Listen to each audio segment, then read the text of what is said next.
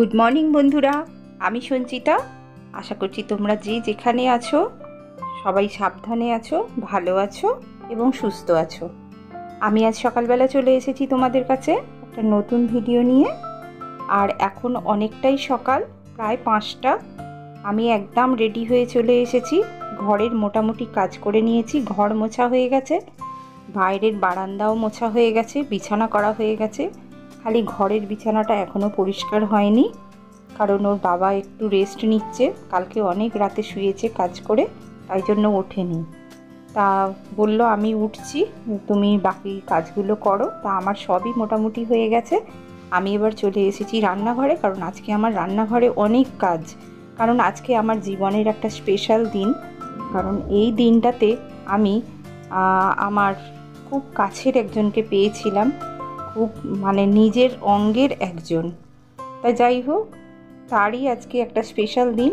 সেই কারণে আমার সকাল থেকেই আজকে একদম সাজো সাজো রব। কারণ আমি ওকে একটু স্পেশাল কিছু করে দিতে চাই। বুঝতেই পারছো, বাড়িতে একটা অনুষ্ঠান।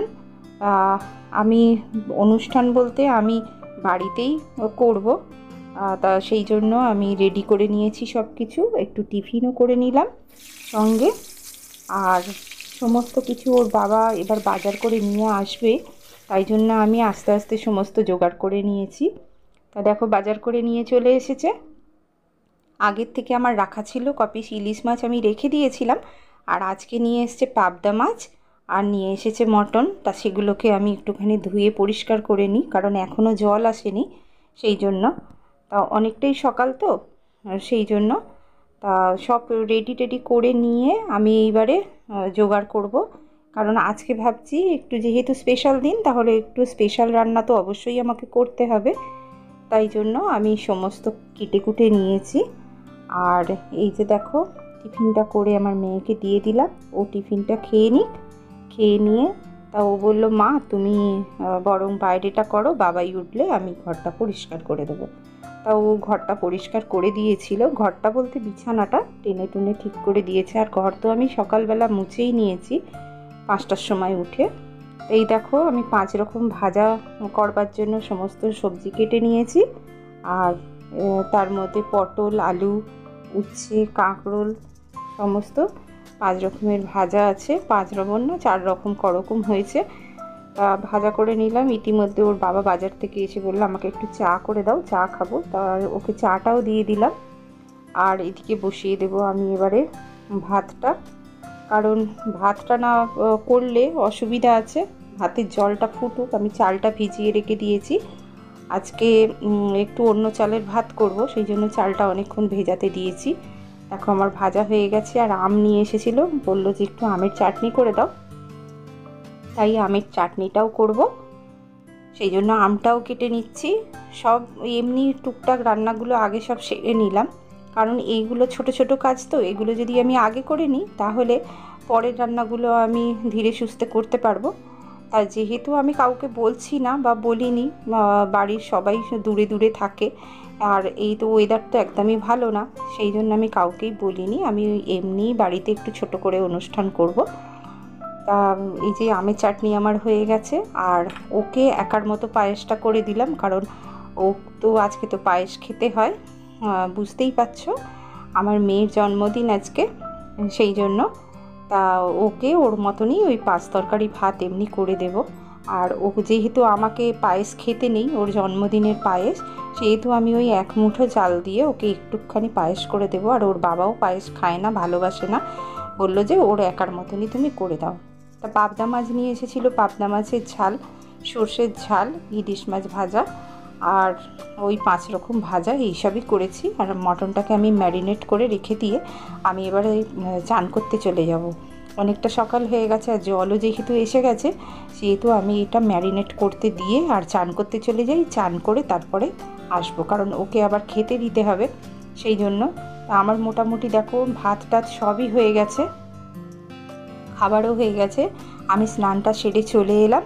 এইবারে আমি ওই মটনটা যেহেতু ম্যারিনেট করা আছে, সেহেতু একটু বেশিক্ষণ থাকলে ভালো, তাই আমি একদম রেডি হয়ে চলে আসছি আমি রান্নাঘরে। তো চলো।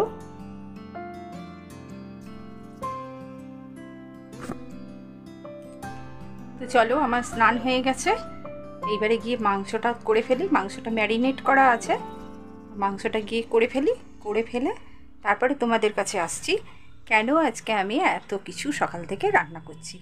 তা তোমরা আমার সঙ্গে থাকো, শেষ পর্যন্ত দেখো, তাহলেই বুঝতে পারবে। দুটো তেজপাতা দেব,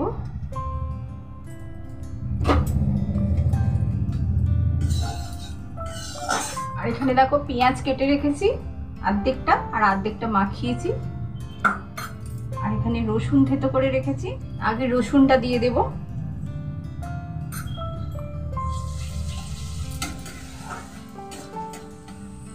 আর অমনি দিয়ে দেব তেলের মধ্যে একটুখানি চিনি।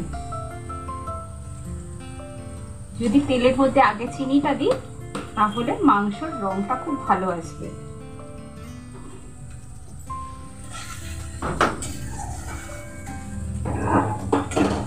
দেখো রসুনটা ভালো করে ভেজে নিচ্ছি। এইবার দিয়ে দেবো পেঁয়াজটা, এবার দিয়ে দেবো নুন,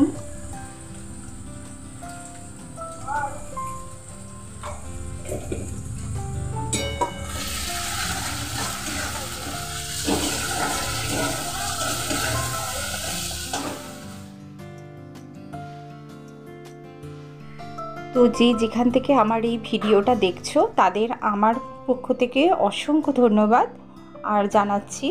আর তোমরা আমার ভিডিওটা দেখে যদি একটুও ভালো লেগে থাকে তাহলে অবশ্যই লাইক ও কমেন্ট ও সাবস্ক্রাইব করতে ভুলো না। কারণ জানো তো, তোমরা যদি লাইক করো বা কমেন্ট করো তাহলে কিন্তু আমি অনেক বেশি মোটিভেট হই, আর নতুন নতুন করে ভিডিও আনতে ইচ্ছা করে, নতুন ভিডিও তৈরি করতেও ইচ্ছা করে।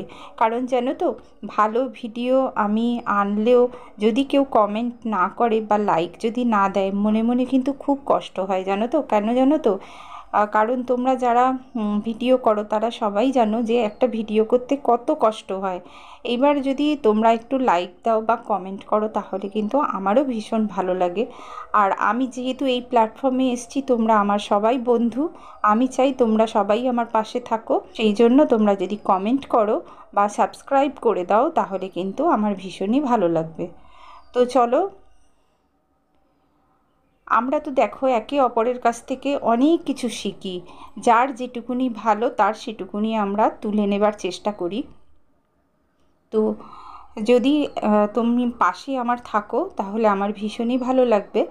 আর এই দেখো আমার সমস্ত রান্না হয়ে গেছে, আমার মেয়েকে আমি সাজিয়ে সব দিয়ে দিচ্ছি।